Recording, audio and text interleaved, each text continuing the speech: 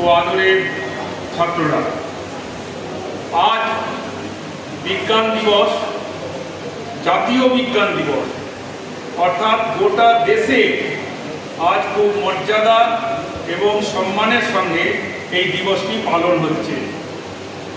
বিভিন্ন কলেজ, বিশ্ববিদ্যালয় এবং বিভিন্ন বিজ্ঞান প্রতিষ্ঠান যেখানে গবেষণা হয়, এরকম অনেক প্রতিষ্ঠান আমাদের দেশে আছে, তার সঙ্গে বিভিন্ন স্কুলে এই অনুষ্ঠানটি পরিচালিত হচ্ছে। আমাদের স্কুলও সেখানে ব্যতিক্রম নয়। এই 28শে ফেব্রুয়ারি দিনটি খুব মর্যাদার সঙ্গে আমরা পালন করার চেষ্টা করছি এবং এর সফলতা কামনা করছি গোটা দেশে।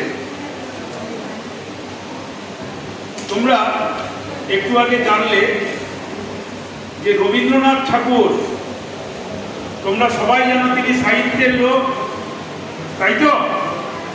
কিন্তু তিনি বিজ্ঞানের উপরে একটি বই লিখেছেন, খুব সুন্দর বই। সেই বইটির কথাও ম্যাডাম বললেন। বইটি হলো বিশ্ব পরিচয়। বইটি আমাদের লাইব্রেরিতে আছে। বইটি বিশ্বভারতীতে পাঠভবন বলে একটা স্কুল আছে, তোমরা যেমন আমাদের স্কুলে পড়ো, ওখানেরও বিশ্ববিদ্যালয়ে একটি স্কুল আছে। সেই পাঠভবনে নবম দশম শ্রেণীতে ফিজিক্যাল সায়েন্স হিসেবে ওই বইটি পড়ানো হয়। তাহলে বুঝতে পেরেছো বইটির ভিতরে কি আছে। এবং গানটিতে ম্যাডাম বললেন জানার থেকে অজানায় যেতে হয়, তাই তো? জানার মাঝে অজানারে আমরা জানতে চাচ্ছি। তার মানে ধরো এই তুমি যা পড়লে নবম শ্রেণীতে, ওই এইটের জ্ঞানটাকে কাজে লাগিয়ে কিন্তু নতুন জ্ঞান অর্জন করতে হবে। হঠাৎ করে নতুন জ্ঞান তৈরি করলে হবে না, মিলে চেষ্টা করলেও তোমরা পারবে না। তার মানে পুরোনোকে ধরে তোমাকে এগোতে হবে। যে কোনো জিনিস জানা থেকে অজানা, অজানা থেকে জানা, এটা মাথায় রাখবে। যাই হোক, এখন এই জানা থেকে অজানায় কিভাবে গিয়ে আজকের দিনটি আমরা পেলাম, সেটি তোমাদের কাছে একটু ব্যাখ্যা করছি। এই দিনটি 28শে ফেব্রুয়ারি, আমার বাম পাশে যার ছবি দেখছো তিনি হলেন sir Chandrasekhara Venkata Raman, CV Raman short নাম। ইনি যে আবিষ্কারের জন্য নোবেল প্রাইজ পেয়েছিলেন, সেই আবিষ্কারটি তার সম্পন্ন হয়েছিল, মানে শেষ করেছিলেন যে আমি আজকে আমার কাজটা করে ফেললাম। এই কথাটা বলেছিলেন 28শে ফেব্রুয়ারি 1928। 1928 সালের 28শে ফেব্রুয়ারি তিনি তার গবেষণা কার্যটি সম্পন্ন করে বললেন যে আমার কাজটি শেষ হলো। তারপর 1930 সালে গিয়ে তিনি নোবেল প্রাইজ পেয়েছিলেন। ব্যাপারটা পরিষ্কার হলো। সেই দিনটিকে মর্যাদা দিয়ে আমাদের দেশে পরবর্তীকালে যখন দেশনেতারা ঠিক করলেন যে একটি বিজ্ঞান দিবস করতে হবে, ওই দিনটিকে তারা বেছে নিলেন বিশেষ দিন হিসেবে। কারণ বিজ্ঞানে নোবেল প্রাইজ পাওয়ার মতন অনেক বিজ্ঞানী আমাদের দেশে জন্মেছেন। আজকে যারা নোবেল প্রাইজ পান, যে কাজের জন্য, যে মানের কাজের জন্য, তাদের চেয়ে অনেক উন্নত মানের কাজ আমাদের এই বিজ্ঞানীরা করেছিলেন।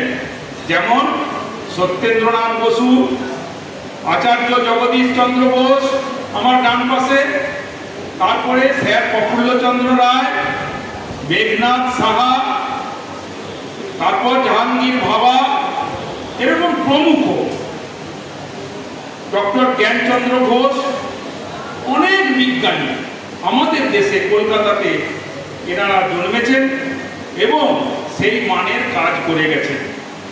নোবেল প্রাইজ পাওয়াটা বড় কথা নয়, কিন্তু বিজ্ঞানে তবুও সব কিছু ছাড়িয়েও অনেক সমস্যা ছিল। আমরা কেন নোবেল পাইনি, তার কারণ ছিল, মূল কারণ ব্রিটিশদের দ্বারা পরাধীন দেশ ছিল আমাদের দেশ। আমাদের দেশ থেকে যদি এতগুলো ছোট হতে হয়, তাদেরকে তাড়াতাড়ি দেশ ছেড়ে চলে যেতে হতো। দেয়নি, এই ব্যাপারটা বুঝে রাখো। তাই একটা মাত্র নোবেল দিয়েছিল, সেটা আমাদের সিভি রমন। তাই তার প্রথম কাজের স্বীকৃতি হিসেবে এই দিনটিকে আমরা বিজ্ঞান দিবস হিসেবে বেছে নিয়েছি। পরিষ্কার হলো সকলে? এইবার তার সম্বন্ধে দু চারটি কথা প্রথমে বলি। কত সমস্যার মধ্যে থেকেও কিভাবে এত বড় বড় কাজ করা যায়, তোমরা সেগুলো শুনলে অনুপ্রাণিত হবে। উনি জন্মেছিলেন তামিলনাড়ুর একটি প্রত্যন্ত গ্রামে, যেই গ্রামে শুধু চাষবাসই ছিল পেশা, আর কয়েকটি স্কুল ছিল যেমন থাকে। সেই গ্রামের শিক্ষক মশাই ছিলেন ওনার পিতা, কিন্তু বাকি ওনাদের বংশের আর কেউ কোনোদিন কোনো চাকরি করেননি। সবাই চাষিবাসী মানুষ ছিলেন, সবাই চাষ করে খেতেন। কিন্তু সেই পরিবারে তার পিতা যেহেতু শিক্ষক, তিনি ওনাকে খুব সুন্দরভাবে শিক্ষাদান করেছিলেন ছোটবেলায়। মেধার জোরে প্রত্যেক ক্লাসে ডবল প্রমোশন পেয়ে 15 বছর বয়সে তিনি পদার্থবিদ্যা নিয়ে কলেজে ভর্তি হন, বিএ ক্লাসে। তখনও সায়েন্সের বিএসসি ডিগ্রি চালু হয়নি, বিএ।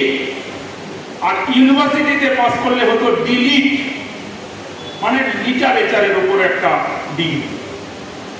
আর কলেজে পড়লে BA, only for bachelor of arts, সে যে বিষয় নিয়ে পড়াশোনা। তাই বিএ ক্লাসে তিনি ভর্তি হলেন প্রেসিডেন্সি কলেজে। ভর্তি হওয়ার পর শিক্ষক যা পড়ান সেই দিনই তার ওইসব বোঝা হয়ে যেত। কিন্তু আস্তে আস্তে তিনি পদার্থবিদ্যা সাবজেক্টটির খুব গভীরে ঢোকার চেষ্টা করেন। করতে করতে ওনার বন্ধু আপ্পুরাম একটি সমস্যার সম্মুখীন হন একদিন। কিছুতেই সেই সমস্যাটা, একটা জটিল সমস্যা, সেটি কিছুতেই সমাধান করতে পারছিলেন না। তিনি এলেন তার বন্ধুর কাছে যে দেখো তো এটা আমরা সমাধান করতে পারি কিনা। দুজনে মিলে অনেক চেষ্টা করলেন, 3 দিন না খেয়ে দিয়ে সারা দিন রাত চেষ্টা করেছেন, কিন্তু সমাধান করতে পারেননি। তারপর দুজনে মিলে তাদের অধ্যাপকের কাছে গেলেন। অধ্যাপকের কাছে গিয়ে বললেন যে স্যার দেখুন তো এই সমস্যাটার আমরা কোনোভাবেই সমাধান করতে পারছি না, 3 দিন চেষ্টা করেছি, আপনি একটু দেখুন তো। স্যারও চেষ্টা করলেন অনেক, কিন্তু সমস্যার সমাধান হলো না। কিন্তু সিভি রমনের এমন চেষ্টা, তিনি কিন্তু হাল ছাড়বার পাত্র নন। নিজে পারেননি, বন্ধুর সঙ্গে একসঙ্গে মিলে কাজ করে পারেননি, স্যারও পারেননি, কিন্তু তিনি নিজে একক চেষ্টায় পরের দিনই সেই সমস্যার সমাধান করেন। তারপর সেই সমস্যার সমাধান করার পর তিনি দেখলেন যে সেই পদার্থবিদ্যা অনেকগুলো শাখার জন্ম হয়ে যাচ্ছে। সেখান থেকে নিউক্লিয়ার ফিজিক্স তৈরি হয়ে যাচ্ছে, সেখান থেকে প্লাজমা ফিজিক্স তৈরি হচ্ছে, সেখান থেকে কোয়ান্টাম মেকানিক্স তৈরি হচ্ছে। তার মানে পদার্থবিদ্যার বহু জায়গায় যাওয়ার এক একটা সোপান তৈরি হয়ে গেল ওই সমস্যাটার সমাধানের মধ্য দিয়ে। তোমরা একটু কলেজে উঠলে পড়বে। তারপর সিভি রমনের বাবার ইচ্ছে যে ছেলে বিলেত যাক, কারণ প্রেসিডেন্সি কলেজে তিনি ফার্স্ট হয়েছিলেন। শুধু তাই নয়, তখনকার দিনে বিয়েতে ওই পদার্থবিদ্যার সঙ্গে ইতিহাস, দর্শন, রাষ্ট্রবিজ্ঞান এটাও পড়তে হতো। সেই সব বিষয়েও তিনি ফার্স্ট হয়েছিলেন। তার মানে সব বিষয়েই সর্বোচ্চ নম্বর পেয়েছিলেন। জিনিসটা ভেবে দেখো। অথচ কিন্তু সবচেয়ে কম বয়সে, 15 বছর বয়স।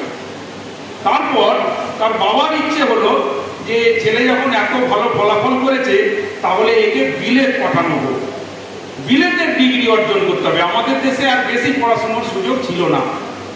সালটা বুঝতে পেরেছ? ওনার জন্ম 1988, তার মানে 1888, তার মানে 1893, 94 না, 88 হলে 1904, এরকম একটা সাল।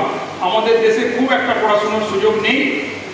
প্রেসিডেন্সির ওখান থেকে পাস করার পর বিলেত যাওয়ার মানে ওনাকে পাঠানোর ইচ্ছে হলো ওনার বাবা, কিন্তু বাদ সাধলো ওনার শরীর কিছুতেই পারমিট করলো না।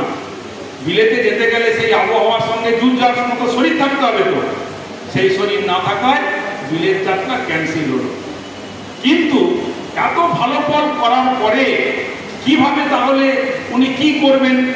আমাদের দেশে তো আর কোনো সুযোগও সেরকম নেই। পরিবারের বড়রা ঠিক করলেন যে আমাদের দেশে তখন লোভনীয় চাকরি ছিল ফিনান্স অ্যান্ড অডিট ডিপার্টমেন্ট। ভেবে দেখো, পদার্থবিদ্যার ছাত্র, পদার্থবিদ্যায় গোল্ড মেডেলিস্ট, আর চাকরি করবার জন্য পরীক্ষা দিচ্ছেন কি ফিনান্স অ্যান্ড অডিট, অর্থাৎ হিসাব পরীক্ষক। বিভিন্ন দপ্তরে, সরকারি দপ্তর, বিভিন্ন কোম্পানি যে টাকা পয়সা সারা বছরের যে খরচপত্র হয় সেগুলোর হিসেব দেখাশোনার জন্য সরকারের একটা টিম থাকে। সেই টিমের চাকরি পাওয়ার জন্য তিনি পরীক্ষা দিলেন। সেই পরীক্ষা ছিল ইতিহাস, ইংরেজি, জেনারেল নলেজ, পলিটিক্যাল সায়েন্স এবং অর্থনীতি। এই বিষয়গুলিতেও তিনি অত্যন্ত পারদর্শিতা দেখালেন, দেখিয়ে সেই পরীক্ষায় তিনি ভালো ফল করলেন। করে অডিট অ্যান্ড ফিনান্সের অর্থাৎ তামিলনাড়ুতে একটি চাকরি নিলেন। মাইনে হলো 2000 টাকা। তখনকার দিনে 2000 টাকা, বুঝতে পেরেছ কত টাকা? এখন কয়েক লক্ষ টাকার সমান। তারপর চাকরি করছেন, ওখানে 6 বছর চাকরি করলেন। 6 বছর চাকরি করার পরে ওনার ট্রান্সফার হলো আমাদের কলকাতায়। এই যে পোস্টাল সিস্টেম, তার অডিট করার জন্য জেনারেল হিসেবে, অডিটর জেনারেল হিসেবে উনি আমাদের এই সার্কেলটায় এলেন। তার হেড অফিস ছিল কলকাতাতে। অফিসটি ছিল অফিস পাড়ায় নয়, অর্থাৎ ডালহৌসিতে নয়, অফিসটি ছিল বাগবাজারে। হাওড়াতে উনি থাকতেন।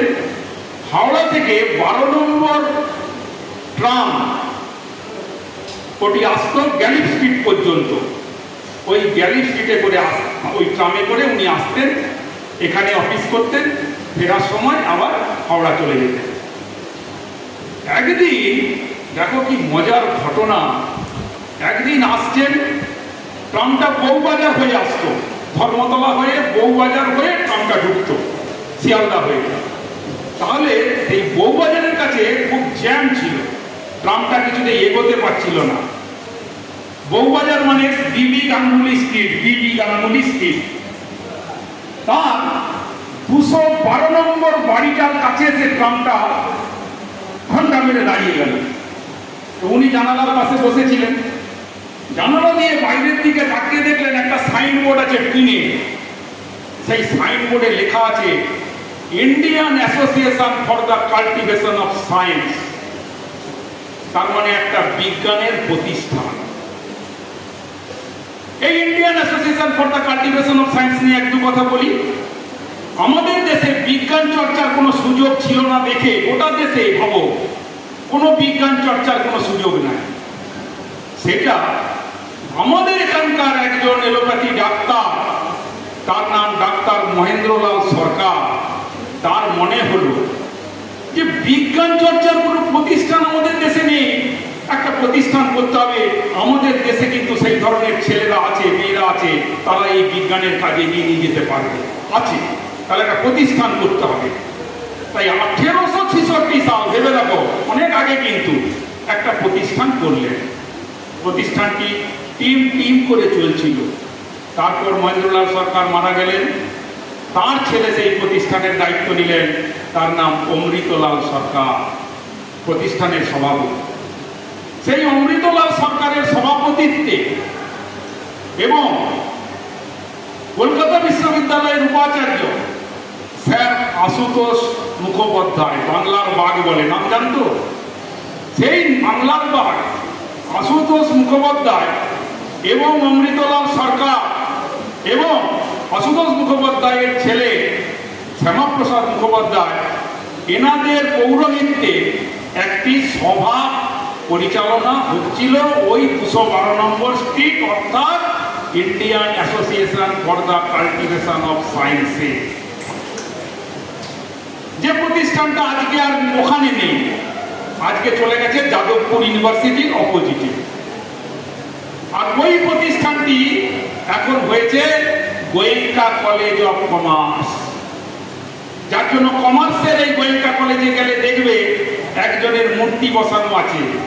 সেই মূর্তিটি কিন্তু গোয়েঙ্কার নয়, সব ছাত্রছাত্রী জানে গোয়েঙ্কা কার, এই স্যার সিভি রমন। কমার্স কলেজে বিজ্ঞানীর মূর্তি কেন, সেটা এবার বুঝতে। ওই প্রতিষ্ঠানের ওই নামটি লেখা দেখে উনি আর সেদিন অফিস গেলেন না, নেমে পড়লেন।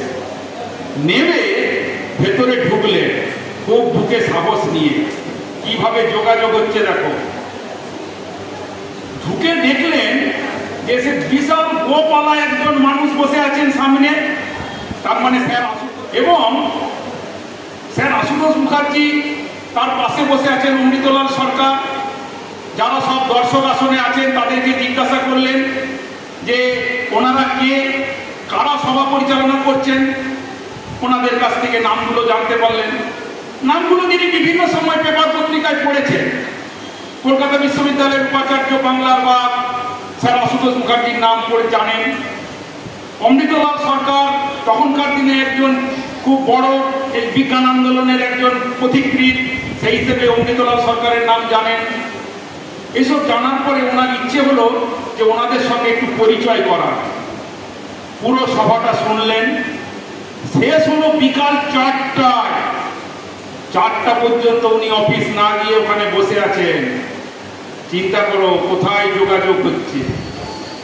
তারপর সভা শেষের পরে ওনাকে দেখে বাকি যারা আছেন সবাই তো সবাইকে আমন্ত্রিত, সবাই সবাইকে চেনেন, কিন্তু একমাত্র অচেনা মুখ ওনার দেখে এনারাই এগিয়ে গেলেন, অর্থাৎ অমৃতলাল সরকার এগিয়ে গেলেন।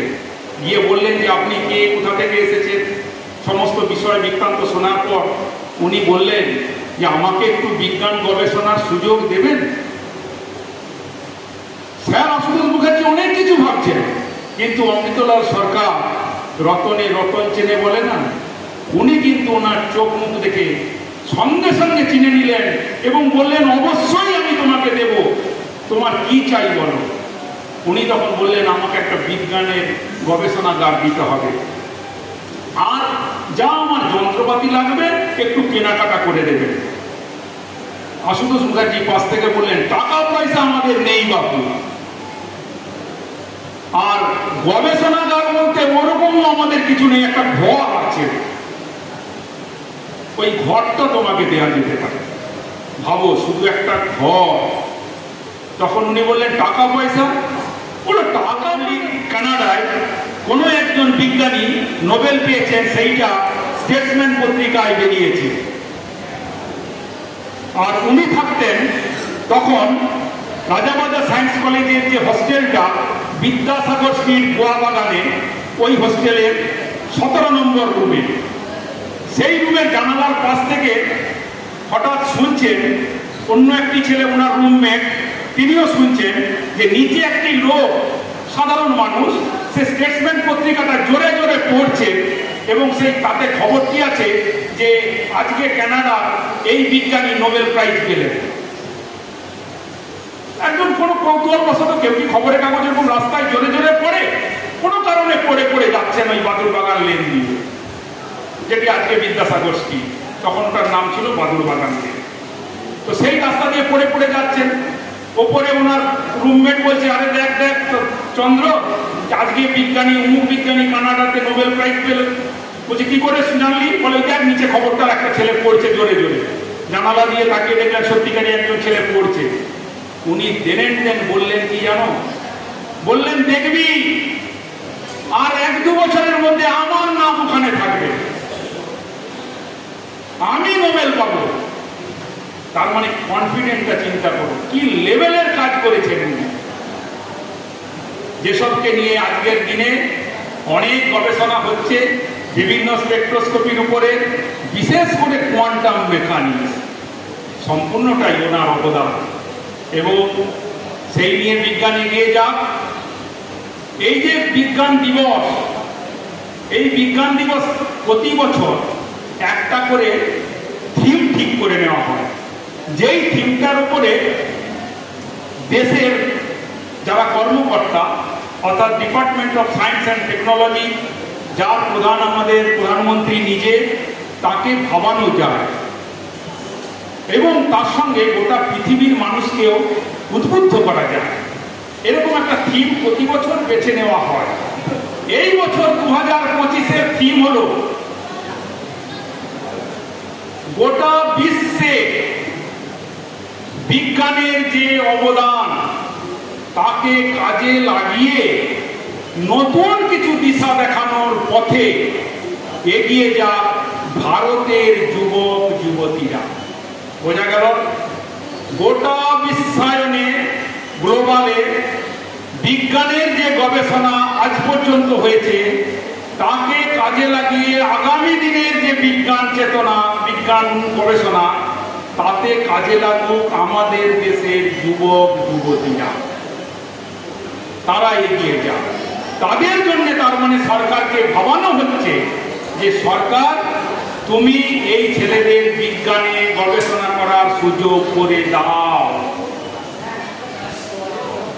এটি হলো এই বছরের থিম। এই বলে আজকের সভা শেষ করলাম। সবাই জিনিসটা বুঝতে পেরেছ?